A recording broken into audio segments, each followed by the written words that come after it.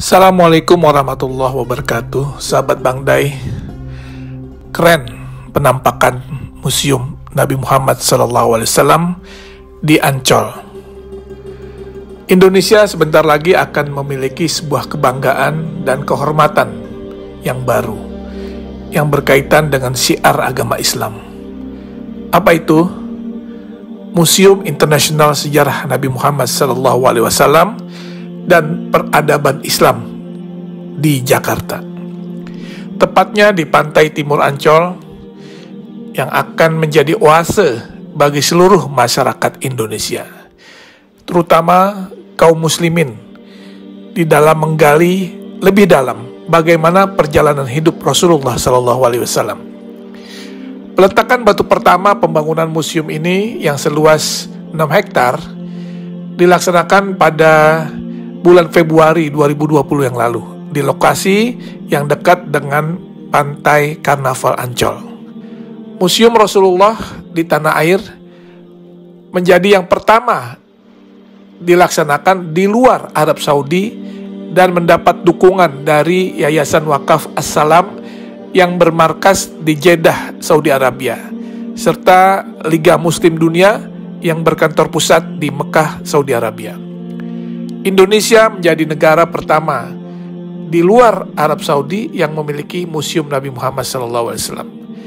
Ini adalah sebuah kehormatan sekaligus kebanggaan dan tentunya menjadi amanah bagi rakyat Indonesia yang mayoritas Muslim karena mendapat kepercayaan untuk membangun dan memiliki Museum Rasulullah.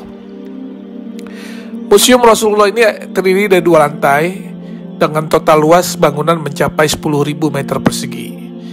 Selain ruang pameran yang berisi benda-benda bersejarah dan peradaban Islam, di dalam komplek museum ini juga terdapat auditorium, masjid, dan lapangan luas untuk kegiatan agama serta kegiatan manasik haji.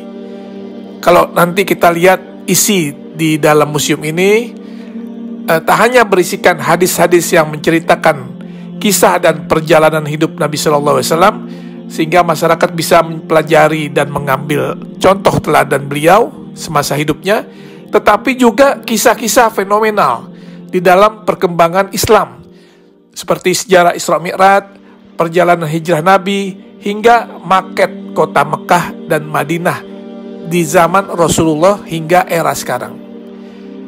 Sesuai dengan teknologi yang ada sekarang, maka tampilan juga diorama atau kisah-kisah serta benda sejarah sejak zaman Rasulullah akan ditampilkan di dalam 3 dimensi, sehingga siapapun yang melihatnya akan bisa mengetahui dan mempelajari dengan detail.